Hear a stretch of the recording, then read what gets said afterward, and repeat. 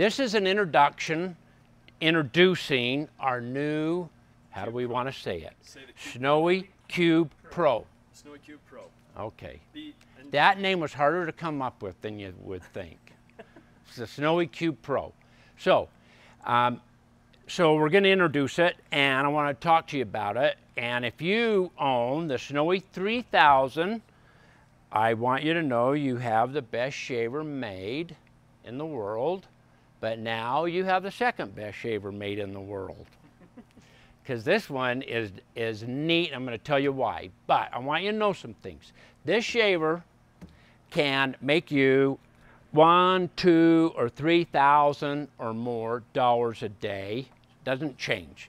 It's got the same motor, same blade, same housing. Little things have changed, but it's basically the shaver that we stepped on to evolve into this one.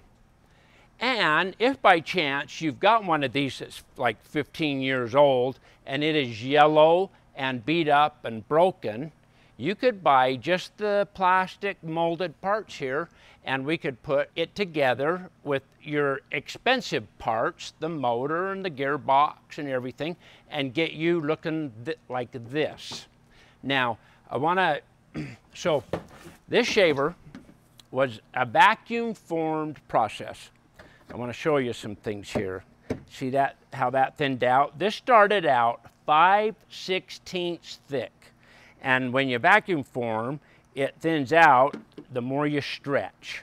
So all the parts here are thin. Here I am bad-mouthing it after spending a lifetime of talking it up. But it's the way it is. So now we've injection molded it. And it is exactly the same thickness everywhere on it, even here, where it had to, typically it would form down and get thinner and thinner and thinner. It's all thick, very strong, very tough, polycarbonate, brutally strong. Okay, so it's the same with the cabinet, which is over there. Another thing about injection molding is you can, it's not one flat sheet that you stretch and you're limited to just the flat sheet. You're allowed to put in ribs and gussets and all kinds of things. So it becomes very strong, and it doesn't thin out in the corners because it vacuum formed out too thin. So that's what it looks like now. And then the base on it looks like this. Gets these white feet put in. Big, huge, strong white feet. Big, tough bottom. And then it even gets another cover, but I don't want to get into that too much. You know, and you got this rib here, things like that you wouldn't be able to get in a vacuum formed part, which we get here now. This drops down. Everything about where the ice comes out now opens up, and it gets bigger as it travels. Instead of trying to shoot ice through two parallel lines, we've opened it up and it has draft. It can move. So it gets plugged a lot less. Not that it ever really got that plugged, but a lot less. So the difference without making this hours long, holds a lot more ice, has a safety switch. It won't run until this lid is down. Another thing is, you see this one? I have an ice cube right here, and oh, it melted down. But if you get, and when you're dumping ice in it like crazy and you get the wrong piece of ice, people have broke the lid because they get an ice cube jammed up in it. This one dumps the ice into here, so it doesn't get it caught up in the hinge to break it. And take a look in here if you would. This has a patented little feature that we've added.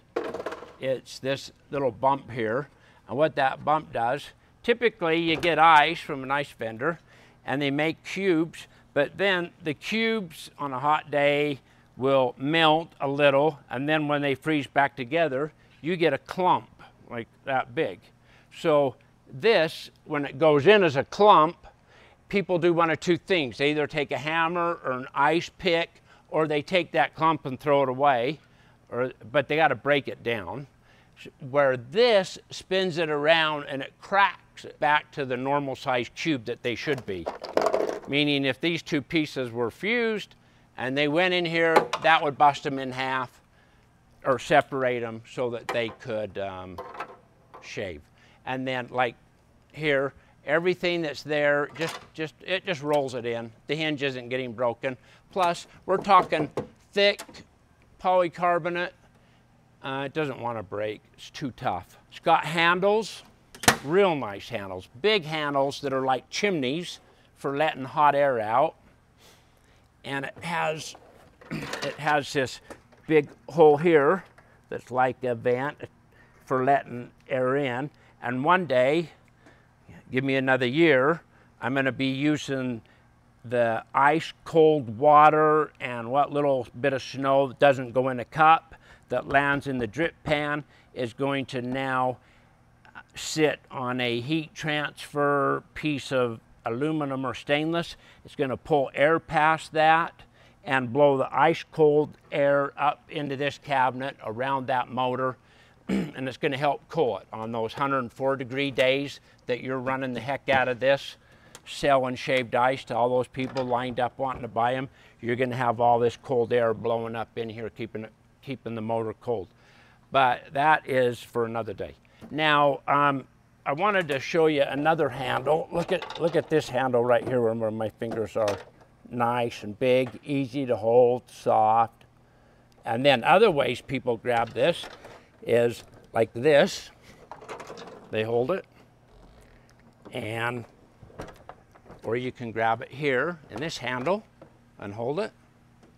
But there's just a lot of ways you can carry it now. And it is pretty heavy. It's 60 pounds. It's got a big old motor and a big old gearbox to make it work.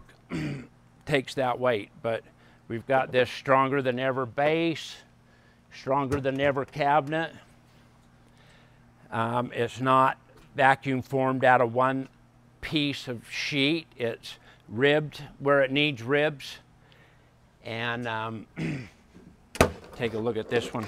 If by chance you're in love with this and you want us to put your motor and gearbox in this cabinet so you're up to speed and upgraded, we can do it.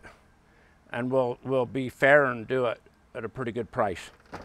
So no worries if you've got this and you wish you had that. But at the meantime, until something's wrong here, I wouldn't do that.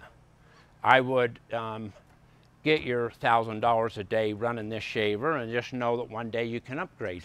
We now have a plastic wheel. If I took and put ice cold ice on this aluminum wheel, it freezes to it like crazy.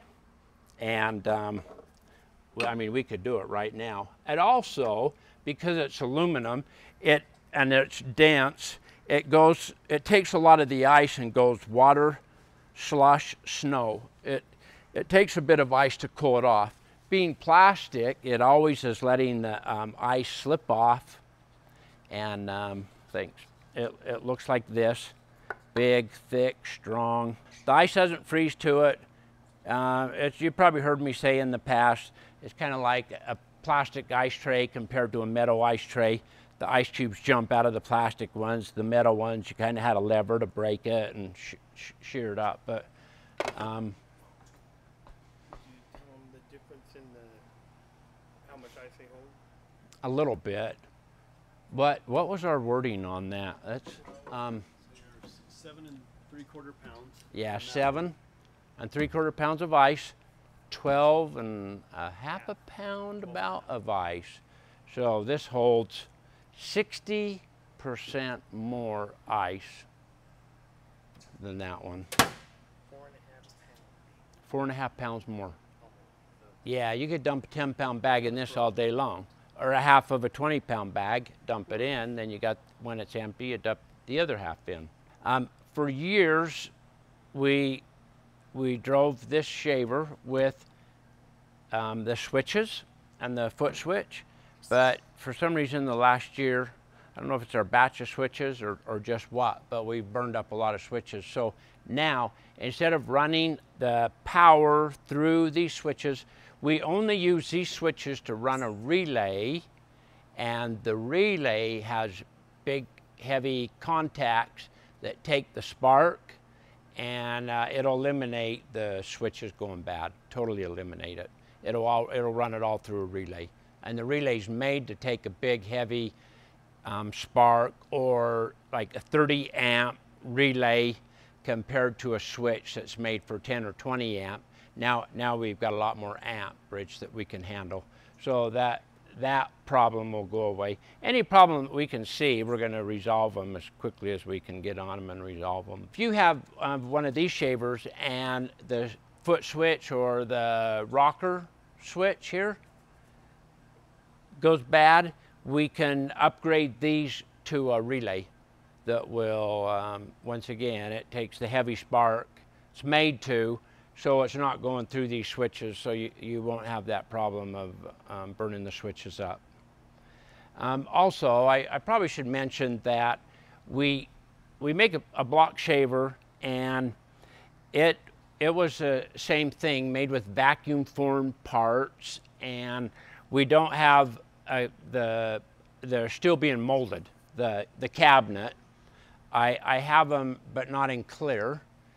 I could show you. But we'll soon have the block shaver that is this same style, this same design, that is going to be very strong, very, very durable, full of ribs. Should I show it?